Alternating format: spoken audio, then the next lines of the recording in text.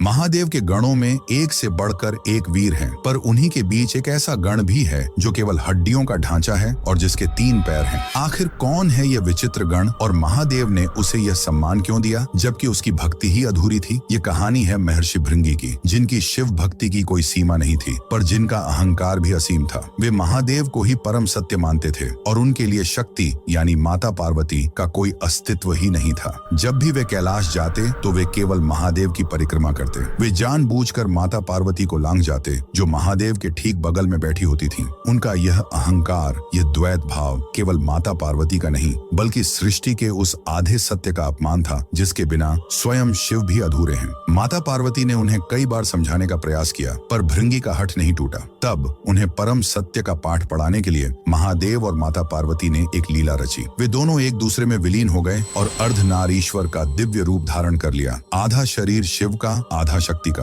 अब भृंगी के लिए केवल शिव की परिक्रमा करना असंभव था, पर उनका अहंकार तो देखिए। उन्होंने एक भृंग यानी भौंडरे का रूप धारण किया और उस अर्धनारीश्वर स्वरूप के बीच से छेद करके केवल शिव के हिस्से की परिक्रमा करने का प्रयास करने लगे। ये देखकर माता पार्वती समझ गईं कि अब इन्हें केवल ज्ञान नहीं बल्कि अनुभव की आवश्यकता है। उन्होंने भृंगी के शरीर से शक्ति तत्व को खींच लिया। उन्होंने कहा, यदि तुम शक्ति को नहीं मानते तो तुम्हारे शरीर में उसका कोई अंश नहीं रहेगा। और उसी क्षण भृंगी के शरीर से सारा मांस, रक्त और मज्जा लुप्त हो गया, क्योंकि यह सब प्रकृति यानी शक्ति का ही स्वरूप है। वे केवल हड्डियों का एक निष्प्राण ढांचा बनकर पृथ्वी पर गिर पड़े। वे खड़े भी नहीं हो पा रहे थे। तब उस पीड़ा के क्षण में उन्हें अपनी भूल का एहसास हुआ। वे समझ गए कि शिव चेतना है तो शक्ति ऊर्जा है, एक के बिना दूसरा अपूर्ण है, शक्तिहीन है। उनकी इस दशा को देखकर करुणामयी महादेव का हृदय द्रवित हो उठा। भृंगी का पश्चाताप सच्चा था। तब महादेव ने उन्हें सहारा देने के लिए एक तीसरा पैर प्रदान किया